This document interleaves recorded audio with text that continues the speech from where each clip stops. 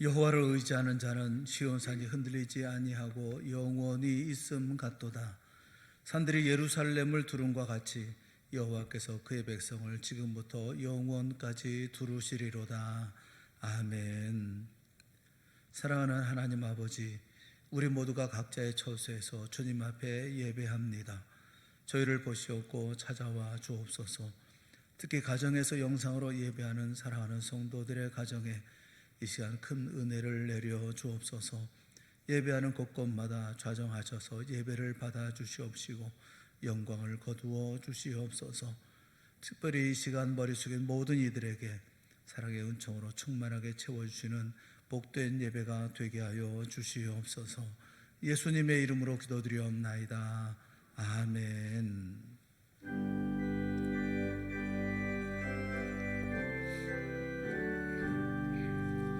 전능왕 모셔서 주 이름 찬송케 하옵소서.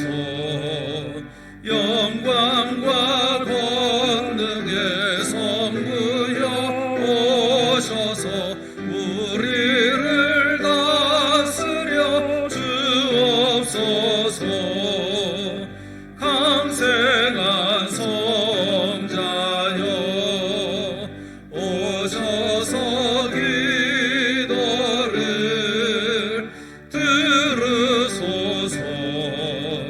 택하신 백성들 복 내려주시고 거룩한 마음을 주옵소서.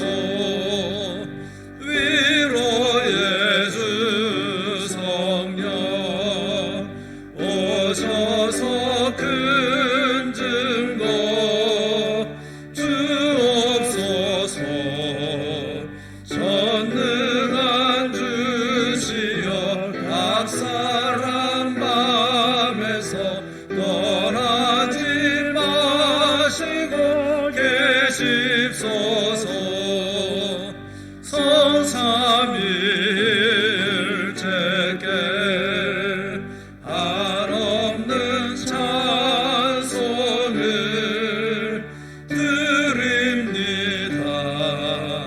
존귀한 주님을 영광 중 배웠고 영원히 모시게 하옵소서.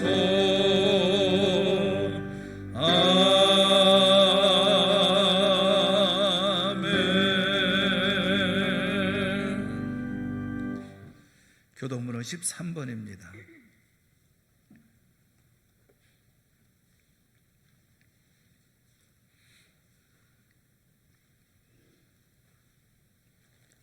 여호와는 나의 목자시니 내게 부족함이 없으리로다.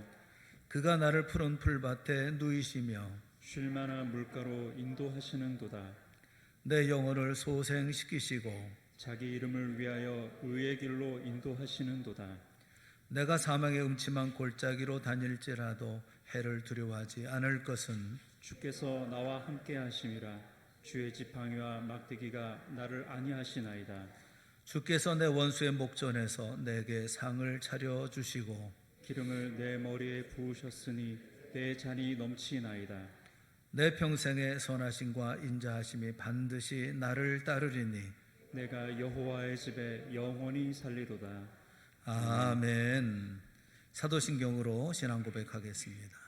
전능하사 천지를 만드신 하나님 아버지를 내가 믿사오며 그 외아들 우리 주 예수 그리스도를 믿사오니 이는 성령으로 잉태하사 동정녀 마리아에게 나시고 본디오 빌라도에게 고난을 받으사 십자가에 못 박혀 죽으시고 장사한 지 사흘 만에 죽은 자 가운데서 다시 살아나시며 하늘에 오르사 전능하신 하나님 우편에 앉아 계시다가 저리로서 산 자와 죽은 자를 심판하러 오시리라. 성령을 믿사오며 거룩한 공회와 성도가 서로 교통하는 것과 죄를 사하여 주시는 것과 몸이 다시 사는 것과 영원히 사는 것을 믿사옵나이다. 아멘.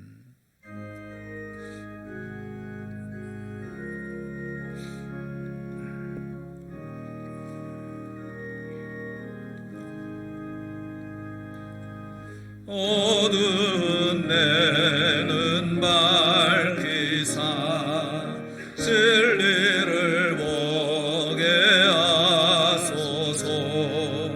진리의 열쇠 내게 주사 참빛을 찾게 하소서.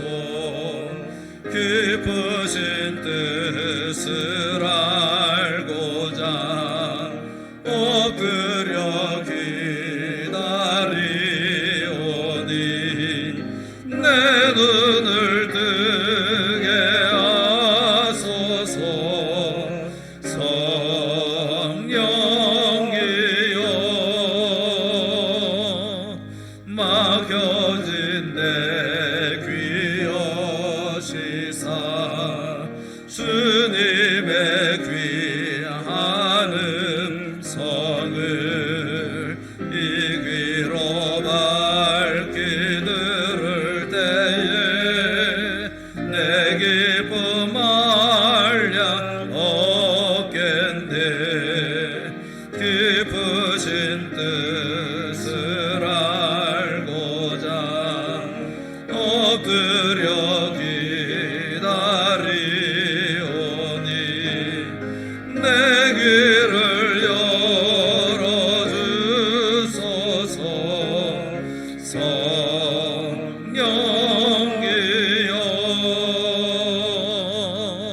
봉해진 내 입 여시사 복음을 널리 전하고 차가운 내 맘 녹여주사 사랑을 하게 하소서.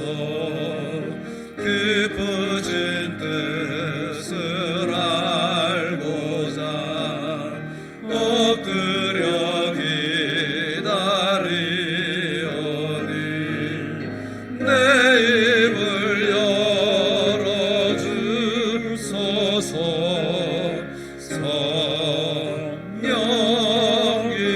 성령이여.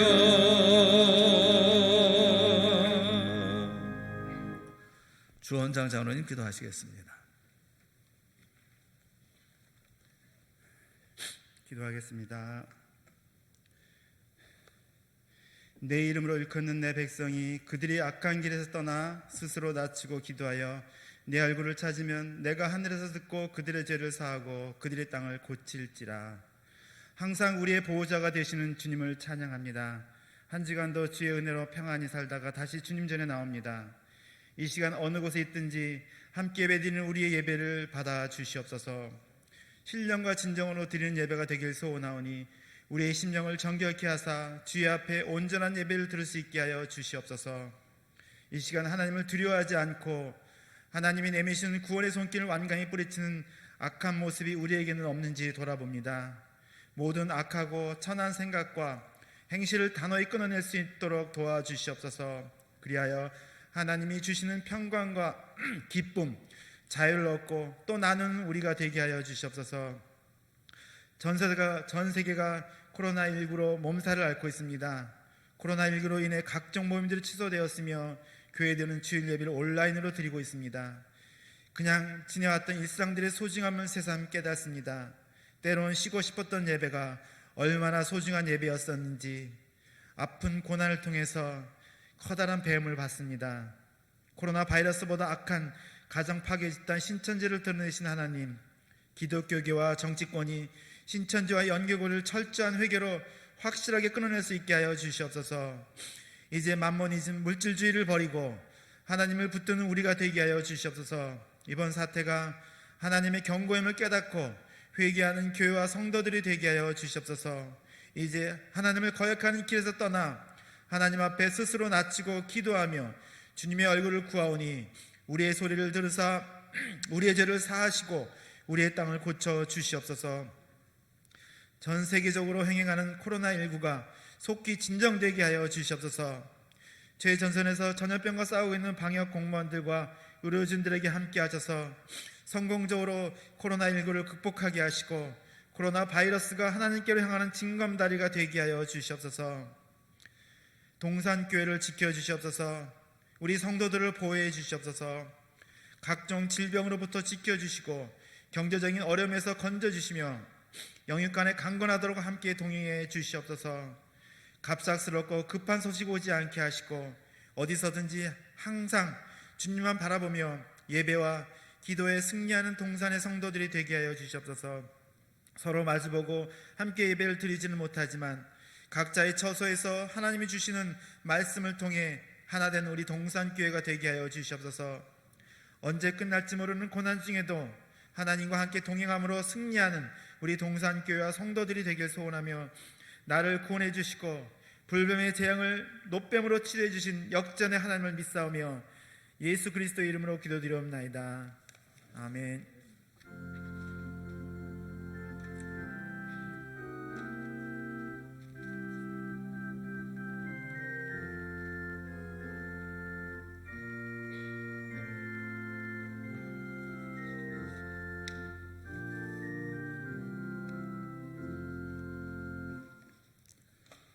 교회 소식을 알려드리겠습니다. 이번 주간 코로나19로 인해서 주일 예배, 오후 예배, 수요 예배, 금요 기도회, 구역 예배를 비롯한 각종 모임은 이번 주간은 모이지 않습니다. 새벽 기도회는 우리가 모여서 예배하고 있습니다. 주일 예배 1, 2부, 또 오후 예배, 수요 예배, 금요 기도회는 실시간으로 가정에서 예배를 드릴 수가 있습니다. 여러분이 보내주신 안내 문자에 동산라이브닷컴을 누르시면 그러면 여러분이 예배를 드릴 수가 있습니다. 잘 알지 못하시는 분들은 교육자에게 전화해 주시면 자세히 안내해 드리겠습니다. 오늘 오후 1시에 목양실에서 월말 당회로 모입니다. 주중에 본당과 교육관 출입하실 분은 미리 교회로나 혹은 교육자에게 연락을 주시기를 바랍니다. 구역자님들 수고가 많으십니다. 여러분들 애쓰고 수고하시는 모든 일들을 잘 알고 있습니다. 이번 주간에도 구역원 잘 돌아봐 주시고 또 교회에서 공지를 보내면 여러분이 잘 실천해 주셔서 우리 성도들 가운데 한 분도 어려움 당하지 않도록 혹은 손이 닿지 않는 분이 없도록 여러분들이 많이 돌봐주시고 또 교구장에게 보고해 주시고 교육자들에게도 연락해 주시기를 바랍니다. 다음 주일은 종료주일이고 그 다음 주일은 부활주일입니다. 코로나19가 아무리 극성이라도 우리는 하나님 앞에 해야 할 예배는 다 예배해야 합니다. 고난주간도 다음 주간은 고난주간으로 우리가 지키면서 또 기도하면서 보내려고 합니다. 어떤 형식으로 우리가 하든지 여러분 모두가 참여해 주시고 또 함께 고난주간을 보낼 수 있도록 마음에 준비하시고 또 부활주일이 또 다음 주니까 거기에 대해서도 여러분이 마음으로 기도하며 준비를 하시면 고맙겠습니다. 복원을 위해서 함께 기도하겠습니다. 오늘 예배 함께 하면서 머리 숙인 성도들이 빈손으로 예배하지 않고 힘을 다하여 예물을 드리며 예배합니다. 주님께서 기뻐받아 주시옵시고 이 예물을 친히 사용하여 주시옵소서. 11조와 감사헌금과 성교와 구제와 자녀를 위한 헌금, 주일 헌금과 구역 헌금과 성미와 소원의 예물을 온라인으로 드려지고 또 교회를 찾아와서 드리고 새벽 기도의 시간에 드리오는 모든 손길들마다 주님께서 친히 복을 주시기를 원합니다. 무엇보다도 코로나19에서 가족 모두를 보호하여 주시옵시고 온 가족 모두가 무탈하게 하시고 화목하게 하시고 또 번창하게 하여 주시옵소서. 하는 모든 일에 복을 주시고 복을 주셔서 백배나 천배나 많은 것을 오히려 얻게 하여 주시옵시고 또 내일을 알 수 없는 우리 인생에 간섭하셔서 함께 하시고 인도하여 주시옵소서. 우리 모든 사랑하는 성도들의 길을 열어 주시옵시고 그 길을 보여 주시옵소서. 모든 봉사자들에게 은혜를 내려 주시기를 원합니다. 비록 우리가 할 수 있는 일이 많지는 않지만 평생의 여호와의 아름다움을 바라보게 하시고 사모하는 삶을 살게 하여 주시옵소서. 이들에게 건강과 형통의 복을 내려주시고 강하고 담대하게 하시고 두려워하지 않게 하여 주시옵소서. 결코 떠나지 않으시는 주님과 늘 동행하며 살게 하여 주시옵소서. 해외에서 지방에서 군대에서 병상에서 오늘도 주의 은혜만 간절히 사모하는 귀한 심령들 위해 은혜 베풀어 주시고 일상으로의 복귀와 그리고 하나님께서 회복해 주시는 놀라운 은혜의 역사가 저들의 삶 가운데 충만케 하여 주시옵소서. 오늘도 머리 숙인 살아가는 모든 성도들에게 있어야 할 모든 것 채워 주시옵시고 필요한 모든 것으로 다시 일어나 주 앞에 감당해야 할 모든 성도들을 감당하는 힘 있고 능력 있는 믿음의 용사들로 삼아 주시옵소서. 예수님의 이름으로 간절히 축복하며 기도드리옵나이다. 아멘. 우리 하나님의 말씀을 보겠습니다. 하나님 말씀은 요한복음 9장 35절 말씀부터 41절 말씀까지.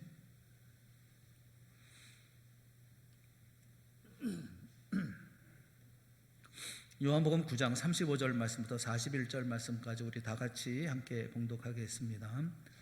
예수께서 그들이 그 사람을 쫓아냈다 하는 말을 들으셨더니 그를 만나사 이르시되 내가 인자를 믿느냐 대답하여 이르되 주여 그가 누구시오니이까 내가 믿고자 하나이다. 예수께서 이르시되 내가 그를 보았거니와 지금 너와 말하는 자가 그이니라. 이르되 주여 내가 믿나이다 하고 절하는지라. 예수께서 이르시되 내가 심판하러 이 세상에 왔으니 보지 못하는 자들은 보게 하고 보는 자들은 맹인이 되게 하려 함이라 하시니 바리새인 중에 예수와 함께 있던 자들이 이 말씀을 듣고 이르되 우리도 맹인인가. 예수께서 이르시되 너희가 맹인이 되었더라면 죄가 없으려니와 본다고 하니 너희 죄가 그대로 있느니라. 아멘. 이 시간에는 할렐루야 중창단의 특송이 있겠습니다.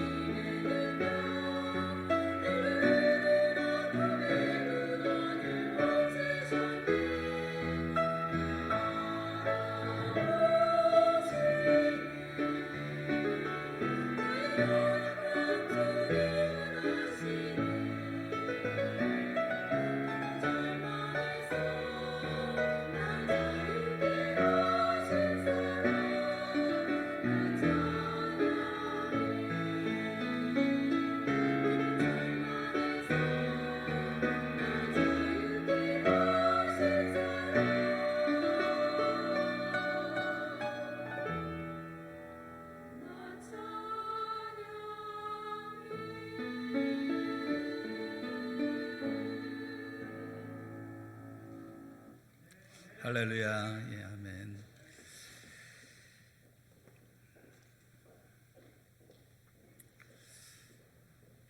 네, 오늘 예배에 함께한 가족 여러분 모두를 주님의 이름으로 사랑합니다. 그리고 예배 자리에 머리 숙인 모든 사랑하는 성도들에게 주님의 사랑과 은혜가 늘 충만하시기를 주님의 이름으로 축원합니다. 모두가 함께 모여서 예배할 수 있는 날이 속히 올 수 있기를 간절한 마음으로 기도합니다. 어느 글에 보니까 아이들에게 종이 박스를 주면서 뭘 만들어라 라고 종이 박스를 주면 대부분의 남자 아이들이 만드는 것은 자동차라고 합니다. 그런데 종이 박스를 여자 아이에게 주면 이 아이들은 또 집을 이렇게 만든다고 그래요. 그런데 아이들에게 너는 커서 뭐가 되고 싶으니? 라고 이제 물어보면 아이들이 대답을 하죠. 저는 우주 비행사요. 저는 의사요. 저는 군인이요. 이제 그렇게 물어보고 난 다음에 종이 박스를 주면서 만들어 보라 라고 얘기를 하면 아이들은 정말 생각하지 못했던 기상천외한 희한한 것을 만든다고 합니다. 자신이 누군지를 알고 아니면 어떤 사람이 되고 싶은지를 알면 보는 것도 다르고 생각하는 것도 다릅니다. 자기가 무엇이 되고 싶은지를 생각하지 않았을 때는 천편일률적으로 남자 아이들은 다 자동차, 여자 아이들은 다 집. 그렇지만 내가 무엇이 되고 싶은지를 알고 내가 누구인지를 알면 그러면 만드는 게 다르다는 것이죠. 우리가 하나님의 자녀이고 하늘나라의 백성이라는 것을 우리가 분명히 안다면 우리가 생각하는 것, 우리가 보는 것, 이것은 세상과 얼마나 많이 다를까요? 오늘 본문에 있는 말씀은 예수님이 성전에서 말씀하시다가 군중들이 반발하면서 손에 돌을 들고 치려고 하니까 그것을 피해서 성전 밖으로 나가십니다. 그리고 길을 가실 때 예수님은 나면서부터 맹인된 사람을 더듬거리며 지나가는 모습을 보셨습니다. 그 모습을 보고 제자들이 예수님께 묻습니다. 선생님, 저 사람을 보십시오. 저 사람이 맹인된 것은 누구 죄 때문에 그렇습니까? 자기 죄가 많아서 저렇게 된 것입니까? 아니면 부모들의 죄가 많아서 저렇게 된 것입니까? 그때 예수님은 이렇게 대답하십니다. 그가 맹인이 된 것은 자기 죄 때문도 아니고 그 부모의 죄 때문도 아니다. 그에게서 하나님이 하시는 일을 나타내고자 하심이라 말씀하십니다. 그리고는 맹인을 불러서 침으로 진흙을 이겨서 눈에 바른 다음에 실로암 못에 가서 씻으라 말씀을 하시죠. 맹인이 예수의 말씀대로 실로암 못에 가서 눈을 씻습니다. 그러자 놀라운 일이 일어났습니다. 눈이 열려서 밝히 보게 되어진 것이죠. 맹인을 긍휼히 여기시고 불쌍히 여기셔서 주님께서 고쳐주셨던 것입니다. 그런데 여기에는 이 맹인의 눈을 고쳐준 데에는 더 중요한 목적이 있습니다. 우리 주님 예수 그리스도는 세상의 빛입니다. 그래서 보지 못하는 사람을 보게 해서 예수님이 이 세상의 구원자가 되심을 많은 사람들이 믿을 수 있도록 주님이 고쳐주신 것이죠. 주님은 그 사실을 39절에 이렇게 설명하고 계십니다. 39절 말씀을 보시면 예수께서 이르시되 내가 심판하러 이 세상에 왔으니 보지 못하는 자들은 보게 하고 보는 자들은 맹인이 되게 하려 함이니라 하시니 말씀하고 계셔요. 예수님을 영접하는 자는 보지 못하는 자라도 눈을 뜨게 하시고 예수님을 거역하는 자는 본다고 하는 사람이라 할지라도 영원히 맹인이 되게 하신다는 말씀입니다. 예수님이 이 세상에 오신 것은 볼 사람은 보게 하고 감아야 될 사람은 감게 함으로 이 세상을 심판하기 위해서 이렇게 말씀하고 계셔요. 우리는 여기서 주님이 말씀하시는 눈이라고 하는 것이 영적인 눈이라는 것을 우리는 잘 압니다. 우리 중에 육신의 눈 때문에 고통하는 분도 계시지만 영의 눈으로 제대로 보지 못해 고통하는 분들이 오히려 더 많다는 생각을 해요. 사람이 영적으로 본다는 게 무엇을 의미하는 것입니까? 성경적으로 보면 두 가지입니다. 영적으로 본다는 것은 예수 그리스도가 하나님의 아들이고 나의 구원자 되심을 고백하는 것을 말합니다. 이것을 요한복음에서는 하나님의 영광을 본다, 그렇게 말씀하고 있죠. 또 한 가지 영적으로 본다고 하는 것은 무엇을 의미하느냐 하면 하나님의 말씀을 통해서 하나님의 뜻을 분별을 하고 깨닫고 순종하는 것을 말합니다.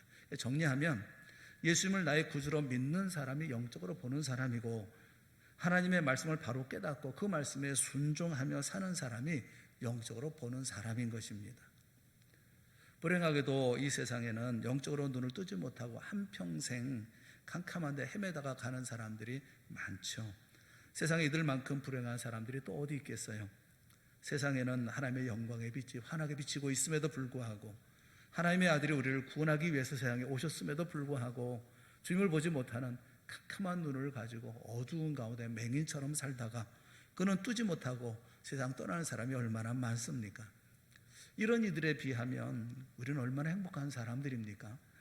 성령께서 우리의 영안을 활짝 열어주셔서 예수 그리스도를 믿게 하셨습니다. 비록 영의 눈, 육신의 눈으로 예수님을 확인한 적도 없고 손으로 예수님을 만져본 적도 없지만 예수 그리스도를 말할 수 없는 영광스러운 즐거움으로 믿으면서 나의 구주로 모시고 살아가니 이 얼마나 감사한 일이겠어요. 또 우리가 하나님의 말씀을 읽을 때마다 그 말씀이 꿀송이처럼 달게 느껴지고 깨달아져서 벅찬 감격과 기쁨을 누리게 되니 이거 얼마나 감사한 일이겠습니까? 우리는 오늘 이 답답하고 그리고 내일을 알 수 없는 혼탁한 세상, 코로나19로 말미암아 우리만 아니라 온 세상 지금도 수많은 사람들이 비명 행사하는 이런 많은 어려운 일들, 그 가정에 얼마나 큰 아픔이 있겠어요. 이런 세상에서 그러나 하나님의 말씀으로 빛을 비추면서 앞으로 나아갈 수 있도록 하신 우리 하나님 앞에 우리는 감사해야 할 줄로 압니다. 모든 것은 하나님께서 우리의 영안을 뜨게 하셨기 때문에 가능한 일이기 때문에 그렇습니다. 그런데 우리가 한 가지 명심해야 할 중요한 사실이 있어요. 그것은 비록 우리가 주님의 은혜로 영의 눈이 열렸지만 이 영의 눈이라고 하는 것은 너무 예민해서 자칫 잘못하면 흐려지기 쉽다는 그런 어려운 점이 있습니다. 심한 경우에는 다시 어두워질 수도 있다는 거예요. 사실 우리 몸의 지체 가운데 눈만큼 예민한 곳은 없죠. 그래서 하나님은 이상한 방법을 동원하셔서 눈을 항상 깨끗하게 유지하도록 하셨습니다. 그렇지 않습니까? 눈은 눈꺼풀이 하루에 이렇게 깜빡깜빡거리는 것이 몇 번이나 될 거라고 생각하십니까? 그걸 3번 사람이 있는가 봐요. 25,000번을 깜빡거린다고 그럽니다. 눈을 깜빡거릴 때 눈물샘에서 너무 많지도 적지도 않은 그런 눈물을 끊임없이 이렇게 나오게 해서 그래서 눈을 항상 깨끗하게 씻어주죠. 그래야 눈이 흐려지지 않기 때문에 그렇습니다. 안경을 쓰고 다닌다는 것은 참 힘들어요. 저 같은 사람들은 한두 시간만 이 안경을 쓰고 있으면 그 안경에 먼지가 앉고 흐려집니다. 또 어떻게 하면 또 지문이 묻고 그래서 좀 보는 것도 불편해요. 요즘에 마스크까지 또 쓰고 있으니까 마스크 쓰고 다니려고 하면 항상 눈앞이 뿌얘집니다. 김이 서려가지고 불편하기 짝이 없어요. 이렇게 밝게 보려고 하면 항상 이렇게 늘 자주 닦아줘야 합니다. 우리 영도 마찬가지입니다. 영의 눈도 잘 닦아주지 않으면 더러워질 수밖에 없고 더러워지면 잘 보이지를 않습니다. 오늘 우리가 읽은 요한복음 9장은 예수님이 나면서부터 맹인된 사람을 고쳐주는 감격스럽죠. 감격적인 그런 사건입니다. 그런 사건으로부터 말씀이 시작됩니다. 그런데 9장에 나오는 계속 전개되는 내용을 보면 이상하리만큼 그 내용이 살벌합니다. 답답하고 숨막히고 고통스럽습니다. 보는 것 자체가 참 답답하기 짝이 없어요. 태어나서 한 번도 세상 본 적 없는 사람인데 그런 사람을 주님께서 고쳐주셔서 그래서 세상을 보게 하셨으면 이거 잔치 아닙니까? 놀라운 일 아닙니까? 다 기뻐해야 마땅할 터인데 9장에 오가는 대화들을 보면 살벌합니다. 도대체 그 이유가 뭘까요? 여기 등장하고 있는 수많은 사람들의 영의 눈이 감겨있기 때문에 그렇습니다. 그들은 아예 처음부터 못 보는 사람들입니다. 뭘 봐야 되는지, 뭘 보고 뭘 직시하고 뭘 알아서 어떻게 행동해야 되는지 이 보질 못하기 때문에 생겨나는 문제들이 있어요. 우리는 본문에서 무엇이 그들의 영의 눈을 멀게 했는지를 살펴볼 수가 있습니다. 우리는 그들과 달리 하나님의 은혜를 입어서 영의 눈을 뜨게 된 거 그 사실입니다. 하지만 우리의 영의 눈 역시도 말씀드린 것처럼 잘못하면 흐려지거나 또 심한 경우에는 멀 수 있게 이게 안 보이게 될 수 있다는 사실을 명심해야 합니다. 그래서 우리도 그들처럼 되지 않기 위해서 무엇이 그들의 영안을 어둡게 했는지를 분명히 알고 우리 자신을 철저히 돌아보는 시간을 가져야 될 줄로 압니다. 힘들고 어려울 때일수록 보는 것은 중요하죠. 무엇을 봐야 될 것인지에 대해서 다시 한번 철저하게 돌이켜보는 그런 시간이 되어야 할 줄로 압니다. 그래야 바른 믿음의 삶을 살아갈 수가 있게 되기 때문에 그렇습니다. 무엇이 우리의 영의 눈을 흐리게 할까요? 본문은 세 가지로 우리에게 말씀해 주고 있습니다. 첫째가 뭐냐면 잘못된 생각입니다. 잘못된 생각이 영안을 흐리게 한다는 거예요. 잘못된 생각이나 잘못된 지식이나 잘못된 관념이나 잘못된 통념이 시각, 이것이 우리의 영안을 흐려놓을 수 있다는 것입니다. 심하면 우리의 눈을 가려버릴 수 있다는 것입니다. 제자들이 지나가는 맹인을 보고 뭐라고 얘기를 합니까? 주님, 저 사람이 누구 죄 때문에 저런 불행을 겪습니까? 자기 죄 때문입니까? 아니면 그 부모의 죄 때문입니까? 이런 질문은 이 제자들만이 아니라 당시 유대인 대부분이 가지고 있었던 잘못된 지식이고 생각이었고 잘못된 관념이었습니다.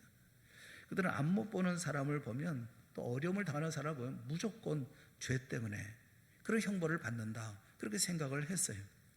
그리고 사람들이 안쓰러워하는 고통이나 불행 전부 죄값이다, 이렇게 몰아세웠습니다. 예수님은 이렇게 대답하셨죠. 그 사람 죄도 아니고 그 부모의 죄 때문도 아니다.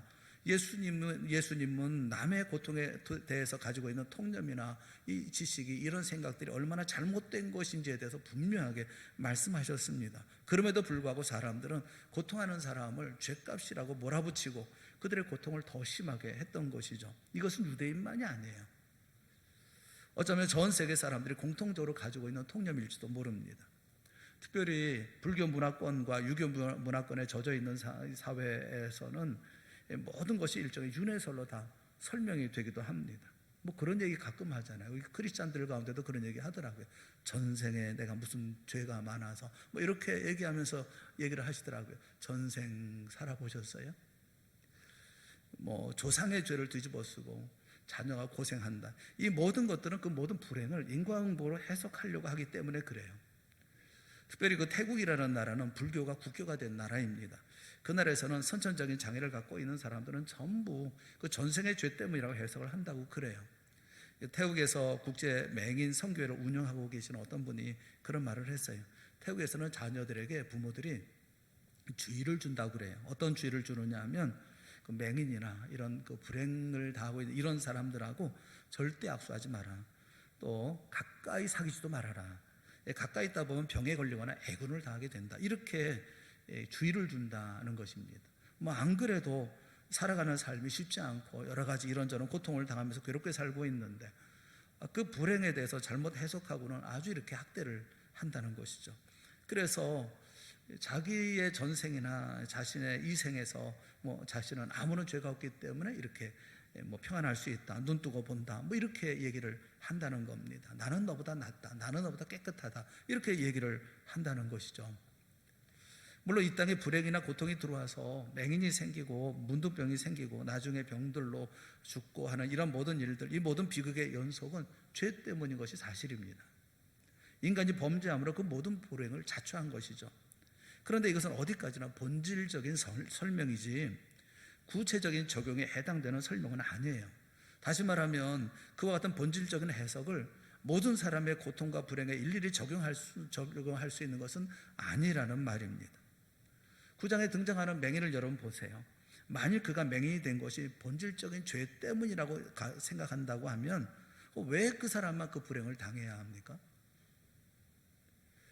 우리 모두는 한 사람도 예외 없이 모두가 다 죄를 고스란히 끌어안고 세상에 태어난 사람들 아닙니까? 그래서 그 죄로 인해서 우리 슬프고 고통이 많은 세상을 살고 있는 것이지 않습니까? 만약 그 죄 때문에 당해야 하는 불행이라고 하면 우리도 똑같이 당해야 되는 것 아닙니까? 왜 저 사람은 맹인인데 우리는 뭡니까? 오히려 우리 모두가 맹인이 아니라는 것이 이상한 일이 아니겠습니까? 그가 맹인이라면, 본질적으로 죄 때문이라면 우리도 다 맹인 되는 게 당연한 것 아니겠어요?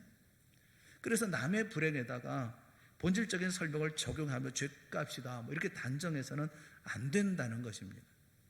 그것은 너무나 위험천만한 생각입니다. 오늘날 우리 역시도 마찬가지, 그 잘못된 관념이나 지식이 우리 마음을 가리우면 바로 보지 못하게 되어지는 것입니다. 본문에 나오는 제자들이나 유대인들처럼 우리 주변에 있는 사람들처럼 잘못 해석하면 그렇게 될 수 있다는 거예요. 잘못된 생각이 그렇게 만든다는 거예요. 9장에 등장하는 맹인을 보고 예수님께서 어떻게 설명을 하십니까? 이 사람의 불행에 대해서 어떻게 말씀을 하고 계십니까? 3절 말씀에 보면 이 사람이나 그 부모의 죄로 인한 것이 아니라 그에게서 하나님이 하시는 일을 나타내고자 하심이니라 말씀하고 계셔요. 무슨 말입니까? 하나님이 이 사람을 통해서 하나님의 선하신 어떤 일을 이루기 위해 그를 맹인으로 태어나게 하신 것이며, 그래서 지금까지 앞을 보지 못하는 불행한 생활을 할 수밖에 없었다, 그렇게 말씀하고 계시는 거예요. 이게 얼마나 기가 막힌 말씀입니까? 여러분, 그 맹인이 당하는 고통에 이렇게 굉장한 의미가 숨어 있다는 것을 누가 알았겠어요? 예수님이 말씀하시기 전에 도대체 누가 그것을 알았겠습니까? 저 사람이 저렇게 맹인이 된 것은 하나님의 일을 나타내기 위함이었구나. 그래서 몇십 년 동안 저 사람이 저렇게 고통을 당하면서 기다렸던 것이구나. 이제 드디어 때가 되자 하나님이 저 사람의 눈을 열어주셨구나. 이것을 미리 우리가 깨달았다라고 하면 누가 그를 천대했겠습니까? 누가 그를 향해서 손가락질을 하겠습니까? 그들의 영안이 이 잘못된 생각으로 어두워져 있었기 때문에 잘못된 생각이 잘못된 판단을 하게 하고, 잘못된 판단이 잘못된 행동으로 연결되어지고, 그래서 그들의 인생의 모든 삶이 그렇게 방향이 바뀌어버린 거 아니겠어요? 코로나19로 인해서 우리 모두가 고통받게 된 그 원인에 대해서 어느 나라가 기독교를 심히 탄압했기 때문이라고 강대상에서 말씀하시는 분들이 계셔요. 사랑하는 여러분, 남의 눈의 티보다 내 눈의 대들보를 먼저 봐야 되는 건 아니겠습니까? 더 나아가서 우리 주님의 깊고 선하신 섭리를 믿고 주 앞에 겸허하게 무릎을 꿇어야 되지 않겠습니까? 영의 눈이 어두워지면 사람이 보이지를 않아요. 그리고 비난하고 책임 전가하는데 급급합니다. 우리는 많은 잘못된 정보나 지식에 노출되어져 있습니다. 오랫동안 불교와 유교의 문화권 속에 살아오는 동안에 우리 의식 속에 자연스럽게 자리 잡게 된 통념들이 예수를 믿고 10년 이상 신앙생활을 했어도 이 마음속에서 잘 지워지지 않는 고약한 그런 기질처럼 남아있어요. 그래서 우리가 예수를 믿고 나서 영안이 뜬 다음에도 이 잘못된 생각을 가지고 판단하는 경우가 좀 많이 있다는 것입니다. 여러분, 이 시간 우리가 거짓된 정보나 지식 때문에 잘못된 생각을 하고 있지는 않은지, 그래서 내 영안이 흐려져 있지는 않은지 스스로 솔직하게 살펴볼 수 있기를 바랍니다. 그리고 다시 한번 하나님의 말씀으로 돌아가서 말씀 앞에 나를 세울 수 있는 시간이 되어질 수 있기를 바랍니다. 시편 19편 8절 말씀에 이렇게 말씀하고 있어요. 여호와의 계명은 순결하여 눈을 밝게 하시도다 말씀하고 있어요. 여호와의 계명은 순결해서 우리의 눈을 밝게 하십니다. 우리의 눈을 환하게 닦아주고 우리의 갈 길을 인도해 줄 수 있는 것은 하나님의 말씀밖에 없어요. 요한복음 10장 10절 말씀에 보면 도둑이 오는 것은 도둑질하고 죽이고 멸망시키려는 것뿐이요 내가 온 것은 양으로 생명을 얻게 하고 더 풍성히 얻게 하려는 것이라 말씀하고 있어요. 예수께서 이 땅에 오신 이유가 뭡니까? 내가 온 것은 양으로 생명을 얻게 하고 더 풍성히 얻게 하려는 것이다 말씀하고 있어요. 이 말씀이 주시는 이런 것을 통해서 우리가 세상을 볼 수 있어야지, 다른 지식으로 세상을 보아서는 안 된다는 것입니다. 말씀을 통해서 주님께서 우리에게 주신 그 소명을 통해서 주님께서 우리에게 말씀하시는 신앙의 삶을 통해서 우리가 코로나19의 모든 상황들을 봐야지, 그것을 세상의 안목을 가지고 보고 세상적인 것을 가지고 자꾸 재단해서는 안 된다는 거예요. 하나님의 말씀 이외에 다른 어떤 지식들은 다 거짓된 것이거나 아니면 일시적인 것에 불과합니다. 그런 것들은 우리 눈을 어둡게 할 뿐인 거예요. 그래서 눈이 밝기를 원하면, 바른 믿음의 삶을 살기를 원하면, 혼돈된 세상 속에서 바르게 볼 수 있기를 원하면 거짓된 정보나 지식에 마음을 쏟으면 안 된다는 겁니다. 오직 하나님의 말씀에만 우리의 마음을 쏟아야 하는 거예요. 이런 때일수록 하나님의 말씀에 더 깊이 우리가 말씀을 묵상하고 말씀을 보면서 우리의 삶을 깨닫는 우리 모두가 다 되어질 수 있기를 주님의 이름으로 축원합니다. 바르게 보고 밝히 본 속에서 우리가 믿음의 삶을 살아가야 되지 않겠습니까? 우리의 영혼을 흐리게 하는 두 번째 요소가 있는데 그것은 뭐냐면 율법주의입니다. 예수님께서 눈먼 사람을 고쳐주시니까 그 이야기를 들었던 바리새인과 그의 추종자들이 예수님에 대해서 비난을 합니다. 왜 어떤 비난이냐면 안식일에 왜 소경을 고쳤느냐라는 거예요. 안식일에는 아무 일도 하면 안 되는데 예수님이 침을 뱉어 손으로 진흙을 이겼으니 이게 얼마나 큰 일이냐는 거예요. 게다가 그 진흙을 들어서 소경의 눈을 발라주기까지 했으니까 이건 더 큰 일이라는 것입니다. 그래서 그들은 안식일을 범할 수 있느냐라고 예수님을 비난하고 있는 거죠. 우리가 알고 있는 것처럼 유대인들은 그 위층에서 아래층으로 손수건을 던지지 않습니다. 이것도 일이니까 손수건을 던지지 못하게 합니다. 안식일에는 손톱도 못 깎습니다. 발이 삐어도 찬물로 찜질을 하지 못합니다. 불을 켜지도 않아요. 전등을 켜거나 아닌 일도 전날 다 켜놓습니다. 가스불은 어떻게 합니까? 미리 켜놓습니다. 전날 약하게, 약간 좀 크게 켜고 작게 켜고 하지 끄지는 않습니다. 다시 불을 켜는 일을 하지 않습니다. 왜냐하면 안식일에는 못하는 일이라고 생각하기 때문에 그렇습니다. 그런 그들의 눈에 침을 뱉어서 진흙을 이겨가지고 소경의 눈에 바르는 행위가 곱게 비쳤을 리가 만무하죠. 그래서 그들은 평생 앞을 못 보던 사람이 이 광명을 찾고 세상을 모든 것을 보는 그런 경사를 만났음에도 불구하고 율법을 내세우면서 오히려 그를 비난하고 그리고 그리스도를 공격했던 것입니다. 이게 율법주의라는 거예요. 율법주의라는 게 뭐냐면 법이나 형식을 앞세워서 남을 판단하는 일체의 태도, 이렇게 정의하고 있어요. 본질보다는 형식을 중요시하고 내용보다는 외형을, 정신보다는 법을 우선해 두고 사람을 잡으려고 드는 것, 그걸 율법주의라고 합니다. 이 같은 율법주의는 그 당시에만 있었던 게 아니에요. 오늘 교회 안에도 율법주의에 매여 있는 사람들이 많아요. 평신도들은 물론이거니와 심지어 교회 지도자들까지 율법주의에 매여서 영의 눈이 흐려져서 잘못 보는 일들이 많습니다. 이것은 교회 안의 문제만도 아니에요. 2015년에 시리아 난민들이 많은 시리아 난민들이 유럽으로 넘어갔습니다. 유럽으로 넘어갈 때 고무보트를 타고 아슬아슬하게 보트를 타고 지중해를 건너서 유럽으로 건너갔습니다. 그런데 유럽으로 건너가려다가 지중해에서 익사한 사람만 4,000명입니다. 난민들 가운데 보트가 뒤집혀서 죽은 사람이 4,000명인 거예요. 유럽 사람들이 휴양지 해변에 떠밀려 왔던 그 죽은 아이들의 모습을 보면서 분노했습니다. 수많은 사람들이 분노했어요. 그래서 1인당 1,000유로를 받고 사람들을 죽음의 고무 보트에 태워서 태웠던 이런 잔인스럽고 탐욕스러운 미리국 이 알선자들을 모두가 비난했습니다. 보트에 태워서 그 어린아이 가족을 데리고 오다가 4,000명, 1년에 4,000명이 그 물에 빠져 죽었어요. 그래서 많은 사람들이 이 알선업자들을 다, 이 미립국자 이런 알선업자들을 비난했어요. 그런데 이 비극은 다른 데 원인이 있습니다. 첫째가 뭐냐면 50유로면 비행기를 타고 유럽에 갈 수 있어요. 1,000유로까지 들 것도 없이 50유로면 비행기를 충분히 탈 수가 있습니다. 그런데 유럽연합이잖아요. 연합의 유럽 이사회가 이거 난민을 불법으로 규정하고 있기 때문에 비행기를 타고 갈 수가 없어요. 그래서 1,000유로를 내고 미립국 할 수밖에 없었습니다.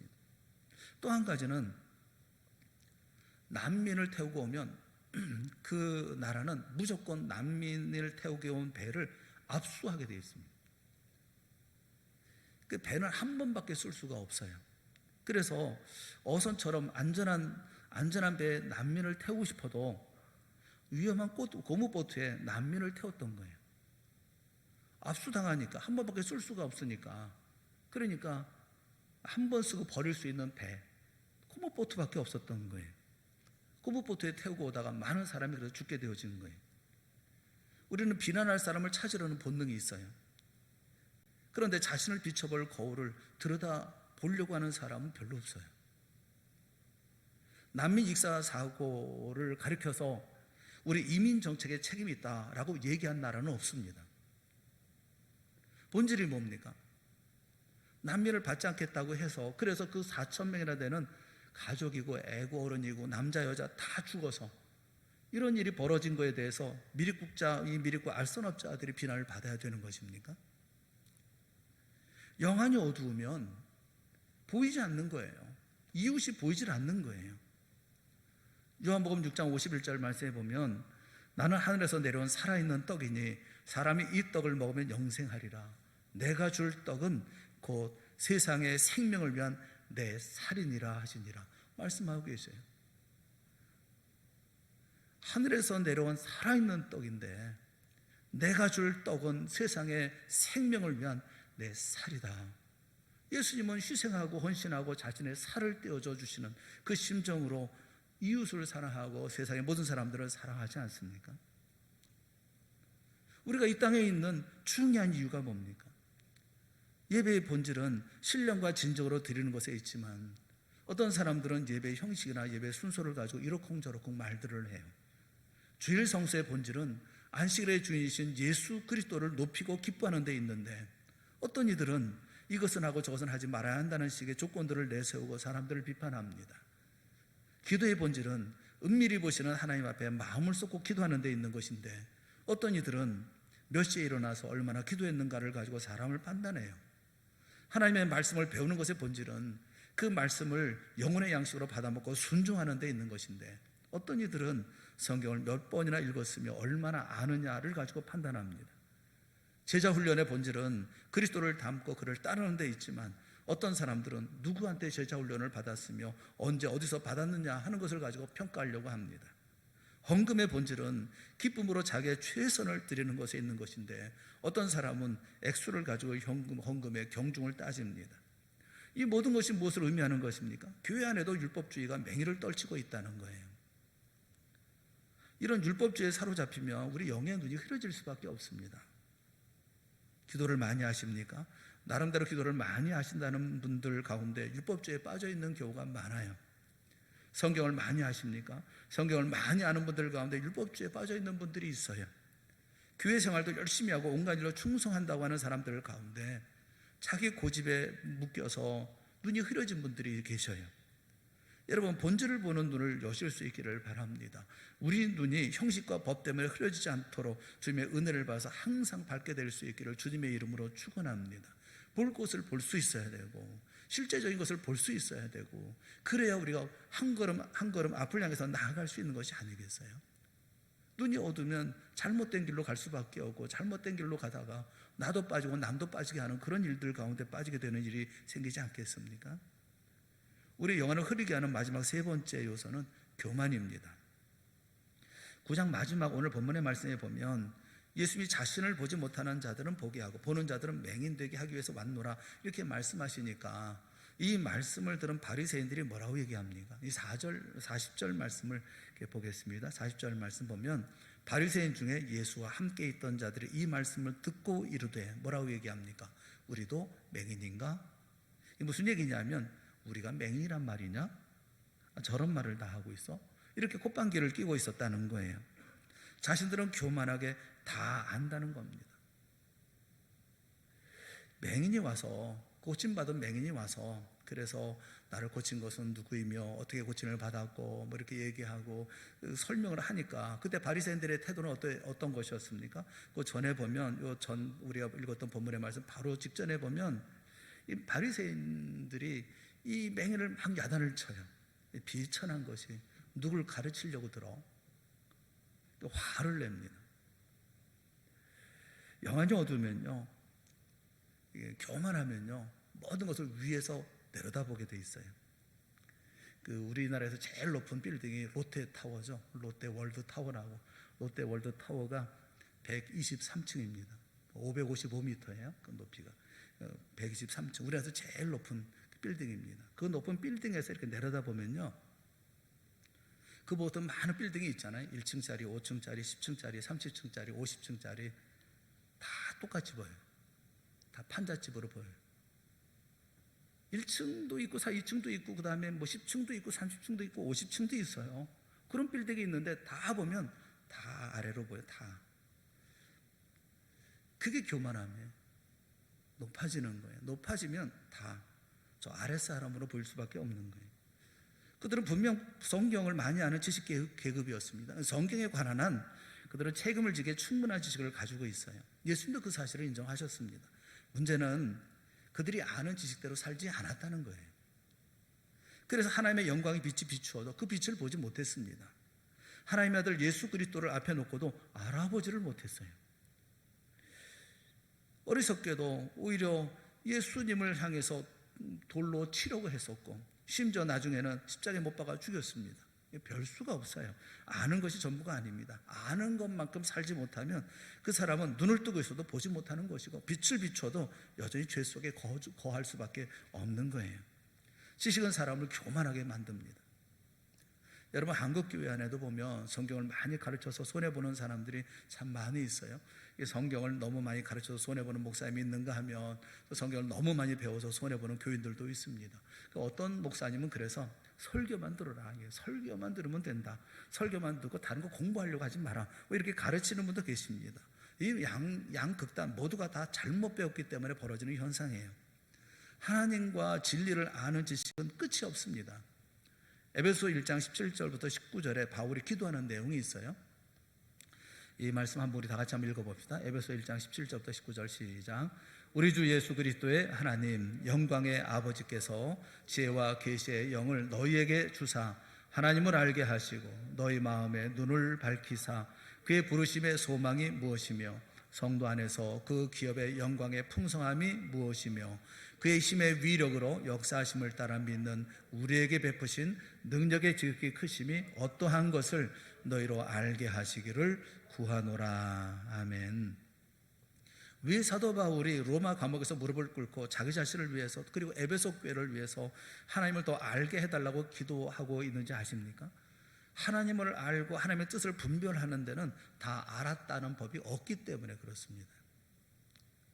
누가 십자가의 사랑의 풍성함을 다 안다고 말할 수 있어요? 누가 하나님의 지혜와 지식의 오묘함을 다 통달했다고 말할 사람이 누가 있습니까? 우리는 배우면 배울수록, 알면 알수록 주님의 영광의 자리에 앞으로 더 나아가면 나아갈수록 더 모르는 자가 되고 더 겸손해질 수밖에 없는 거예요. 우리가 그리스도를 아는 지식에서 계속 자라가야 할 이유가 바로 여기에 있습니다. 그럼에도 조금 안다고 교만을 부린다면 영적으로 눈이 어두워져 있는 것이죠. 사랑하는 여러분 가운데 성경을 너무 많이 알아서 누가 무슨 소리를 해도 또 그 소리 다 아는 소리 이런 식으로 생각하는 분이 계십니까? 성경을 펴고 이거 다 아는 내용인데 하면서 자세히 읽지도 않고 몇 장씩 넘기면서 이렇게 거만을 떠는 분이 계십니까? 여러분 한 번도 없기를 바라지만 만에 하나 여러분 마음속에 은연중에 그와 같은 교만이 도사리고 있다면 벌써 여러분의 영안이 흐려지고 있다는 사실을 명심하시고 그런 데서 속히 나올 수 있기를 바랍니다. 우리 여러 가지 필요한 것이 있어요. 오늘날의 시대에 정말 필요한 것들이 있습니다. 무엇보다 이 코로나19로 이렇게 많은 어려운 가운데 있을 때 우리가 건강해야 되겠죠. 우리 몸 건강해야 되고 우리 가정도 평안해야 되겠고 이 사회도 경제적으로 어려워지지 않아야 되겠고 내가 하는 일이 뜻대로 잘 풀려야 될 거예요. 이런 모든 일들이 우리 가운데 필요하죠. 기도의 제목이 그러잖아요. 우리가 이런 어려운 가운데서도 건강하게 무탈하게 다 이렇게 하나님의 은혜 가운데 그래서 우리가 이런 식으로 다 예배도 다 드립니다만 그러나 그보다 더 진짜 중요한 게 뭐냐면 보는 거예요. 똑바로 볼 줄 아는 거. 눈을 똑바로 뜨고 정확하게 보는 거. 못 보는 사람은 참 불행한 사람이다. 못 보니까 그냥 끌려다닐 수밖에 없는 거잖아요. 성도는 봐야 합니다.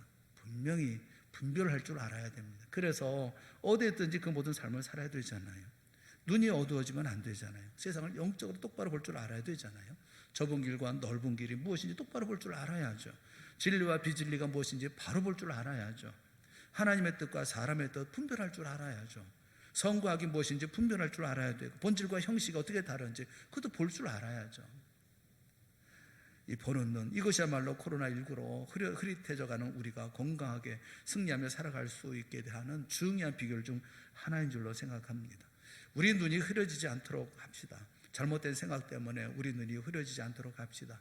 율법주의 때문에 우리 눈이 흐려지지 않도록 합시다. 안다고 하는 교만 때문에 우리 눈이 흐려지지 않도록 합시다. 항상 하나님의 말씀으로 우리 영의 눈을 닦고 날마다 성령의 손수건으로 눈을 씻어내면서 정확하게 보고 주님이 계시는 그 나라까지 이 어려운 시기에 바르게 걸어갈 줄 아는 생명력 있는 신앙생활을 해나가는 우리 모두가 다 되어져야 할 줄로 믿습니다.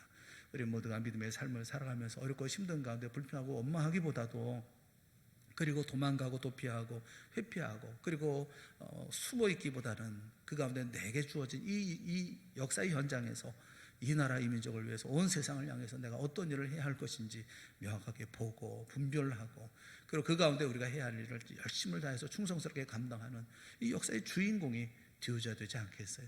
바르게 보시고 밝히 보시고 그 가운데 내가 내 살아가는 사람들에게 내게 주어진 사람들에게 내 가족에게 내 이웃들에게 우리 동산의 공동체 안에서 우리 교회가 어떤 일을 해야 할 것인지 다시 한번 명확하게 깨닫고 주 앞에서는 복된 역사가 있기를 주님의 이름으로 축원합니다. 기도하겠습니다. 사랑의 하나님 아버지, 주님의 은혜를 감사합니다. 우리로 하여금 눈 열게 하여 주시고 눈뜨게 하여 주셔서 구원의 역사 속에서 주님을 바라보게 하시고 말씀을 통해서 깨달음 속의 삶을 살게 하여 주셨으니 감사합니다. 오늘도 생명의 삶을 살기를 원합니다. 오늘도 신나는 삶을 살고 또 멋진 삶을 살아가고 또 그리고 또 모든 사람들이 부러워하는 삶을 살아갈 수 있기를 원합니다. 우리 인생 자체가 그런 인생이 되기를 원하고 우리 가정이 그런 가정이 되기를 원하며 우리 동산교회가 그와 같은 교회가 되어질 수 있기를 원합니다. 남의 교회에 어떻든 다른 어떤 사람들은 어떻게 생각하고 판단하든 우리야말로 주 앞에서 바르게 판단하고 바른 길을 걸게 하시고 그 길을 용기 있게 걸어갈 수 있도록 은혜 베풀어 주시옵소서. 하나가 되게 하시고 한 덩어리가 되게 하여 주시옵시며 주의 나라 이루어 나가는 우리 동산 공동체가 되게 하시고 한 심령 생명 있는 믿음의 역사 이루어 나가는 귀한 성도 모두가 다 되어질 수 있도록 이 시간 큰 은혜 베풀어 주시옵소서. 우리의 눈 열어 주실 줄을 믿사오고 예수님의 이름으로 간절히 기도드리옵나이다. 아멘. 우리 다 같이